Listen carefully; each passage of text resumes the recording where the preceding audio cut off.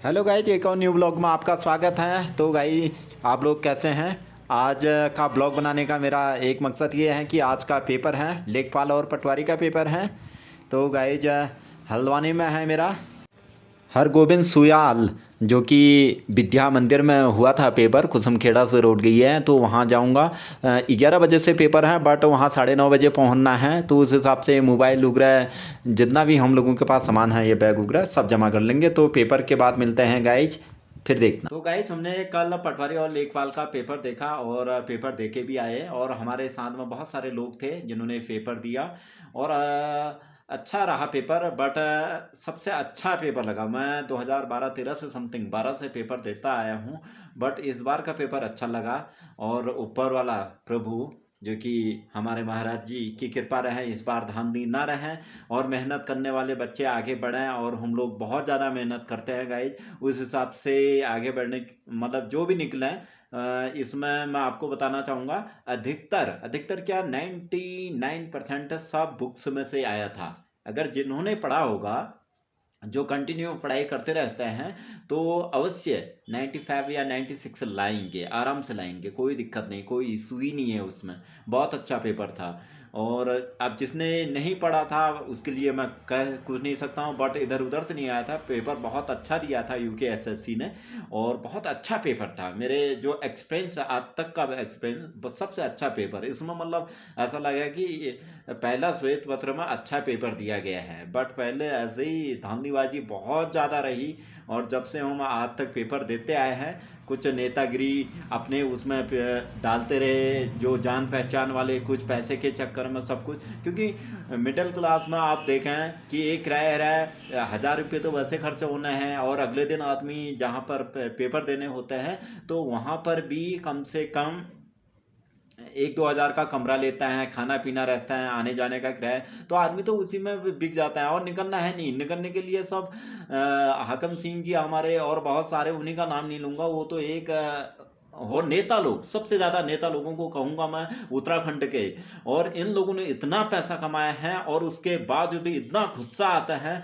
तो गाइस, आप लोग समझ सकते हैं, बहुत सारे नेता लोगों ने अपने रिश्तेदार उग्र लगाए, इधर उधर लगाए। तो मैं ब्लॉग के जरिए ही ये कहना, क्योंकि ऐसा होता है, इतना रोना आता है ना जब आदमी, एक अच्छा आदमी भी निकलता है, 94 95 लाता है, वो 92 लाता है, उसके बावजूद भी नहीं निकलता है। और वो लोग निकल जाते हैं जो पैसे दे के या अपने रिलेटिव वगैरह जो भी होते हैं, जान पहचान की वजह से चले जाते हैं। तो मैं पेपर को भी दिखाना चाहूंगा किस टाइप का पेपर था, कैसे कैसे कहाँ से आया था करके आपको। क्योंकि अभी आंसर की तो आई नहीं है, शायद वो कल तक आ जाएगी, ट्यूसडे तक आ जाएगी, इवनिंग तक तो पहुंच ही जाएगी। तो अपलोड कर देंगे वो लोग, यूकेएसएससी वाले। तो मैं इस हिसाब से आपको दिखाना चाहूँगा पेपर कैसा था कल का। देखिएगा गाइज, प्रश्न पुस्तिका श्रृंखला ए वाला है ये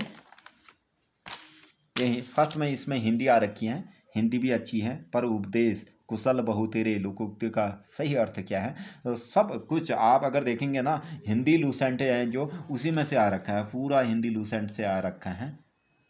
तो आपको अभी तो मैं पूरा सॉल्व करके नहीं बताऊंगा, क्योंकि आंसर की के हिसाब से होगा। बट अच्छा पेपर गया क्योंकि बुक से आ रखा है। ये देखिए, ये जीके जनरल नॉलेज, आप लूसेंट से भी देख सकते हैं इसे, लूनी जो कि ज्योग्राफी से है। तो ऐसे शब्द आ रखे हैं। और मैंने यहाँ देखा कि इसमें फिलहाल जो कि अच्छा पेपर तो था ही, एक चीज़ और कहना चाहूँगा, इसमें बहुत सारा चीज़ संविधान संबंधित भी बहुत सारे क्वेश्चन आए हुए थे इसमें। तो कुछ हिस्ट्री के भी थे। खैर, जनरल नॉलेज में सभी कुछ हो जाता है, इसमें कुछ आपको रसायन विज्ञान से भी आए हुए थे, और इससे भी आए थे, जीव विज्ञान से भी आए हुए थे। बहुत सारे क्वेश्चन ऐसे थे जो आए हुए थे। ये देखिए, पादप जगत का सबसे बड़ा फूल कौन सा है? सूक्ष्म जीव कपास के उत्पादन से संबंधित हैं, कौन सा है इसमें? तो बहुत सारे ऐसे ऐसी चीज़ें हैं। और रीजनिंग सबसे बढ़िया रही। देखिएगा, रीजनिंग तो 5-7 क्वेश्चन आ रखे हैं, इसमें 7 क्वेश्चन आ रखे हैं। बट रीजनिंग के क्वेश्चन बहुत अच्छे आ रखे हैं। अगर थोड़ा सा माइंड लगाना पड़ता है ना, देखिए, ये कहने का मतलब, ये GR, ये देखिएगा, GRASP, को अगर BMVN के इस टाइप से लिखेंगे, कुटित किया जाता है, तो इसमें CRANE को कैसे कुटित करेंगे? इसका मतलब ये होता है ना, जैसे जी, आप 1 मिनट भी नहीं लगता है ABCD लिखने में, सीधे सीधे उन्हें लिख लीजिएगा ABCD। जैसे जी का B में कैसे आया, उल्टा करके 5 पिछला आया, R से 5 पिछला M आया। तो मैं वैसे समझाना चाहूँगा जैसे मैंने कल किया था, देखिएगा ये जी है ना, मैंने कल ऐसे ही किया था। तो जी जो है, जी से कौन सा था आपका, 1 सेकेंड, बी था, तो बी में गया ये सीधे 1 2 3 4 5 6, ये 6, तो 4 बीच के वो है अलग से, तो जो 1 साइड वाले हो गए, टोटल 6 हो गए। तो ऐसे ही ऐसे करके सब में से था, है ना। तो वैसे ही इसका भी निकालना था, जो कि CRANE, ट्रेन का भी ऐसे ही निकालना है। इसका लिखा भी हो, ये देखिएगा मैंने इसका लिखा है IMVC। इसमें ज़्यादा टाइम नहीं लगना है, बट बहुत अच्छा लगता है, थोड़ा सा माइंड घुमाना पड़ता है, ये बड़ा इजी रहता है। ये वाला आएगा D वाला, बट बताऊंगा नहीं वैसे ज़्यादा। तो वैसे ही इसमें भी है, इसमें भी आपको थोड़ा आपकी टेबल्स वगैरह सही होनी चाहिए, खटाखट हो जाएगा, अगला पद होगा। ये भी बहुत बढ़िया उसी टाइप का है। खैर ये तो आप वैसे समझ सकते हैं जोड़ जाड़ के, क्योंकि उत्तर गया, दक्षिण गया, और फिर वहाँ से गया, और जहाँ से मेन था उसका, तो वहाँ से कितना किलोमीटर रहेगा और कितनी दूरी वो तय करेगा या कितना रहेगा, है ना। तो वर्ग में प्रत्येक व्यक्ति का स्तंभ देखिए। अब ये भी इजी है, ये भी ज़्यादा वो नहीं है। 5 5 जा होता है आप 25, उसमें देखिएगा 3 आपने अगर वो किया तो 28 आ जाएगा। वैसे ही इसका भी है 11 जा 121, क्योंकि इसमें टेबल, मैं तो सीधे टेबल का यूज़ करता हूँ, और बहुत ज़्यादा टेबल क्या कहना चाहूँगा, कुछ कहना नहीं चाहूँगा, क्योंकि मैं कक्षा 2 में था ना, मेरा मित्र भी था, हम दोनों ने 100वीं तक, पूरे 100 तक पहाड़े याद कर लिए थे। तो आप तो भूलने लग गए, बट ऐसी आदत रही नहीं। तो वैसे ही आपका 11 121 प्लस 4 करेंगे तो 125, वैसे ही इसमें आएगा।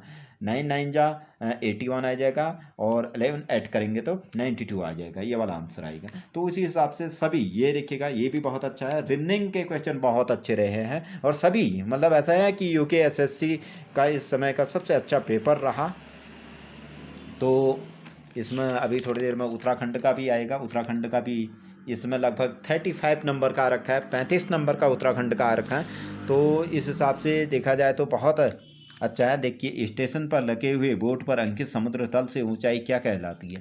तो यहाँ से तो आप नहीं समझ पाएंगे कि कौन से स्टेशन, क्योंकि बस स्टेशन होता है, रेलवे स्टेशन होता है, दूसरा स्टेशन होता है, तीसरा स्टेशन, तो यहाँ से आप समझ सकते हैं। इंग्लिश को ज़्यादा वरीयता दी गई है इसमें।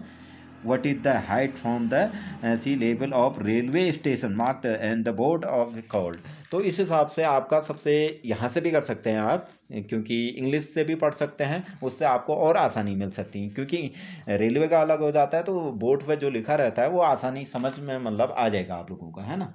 तो इस हिसाब से सभी अच्छा खासा पेपर रहा। बेस्ट ऑफ लक, जितने लोग भी देख रहे हैं वो निकले।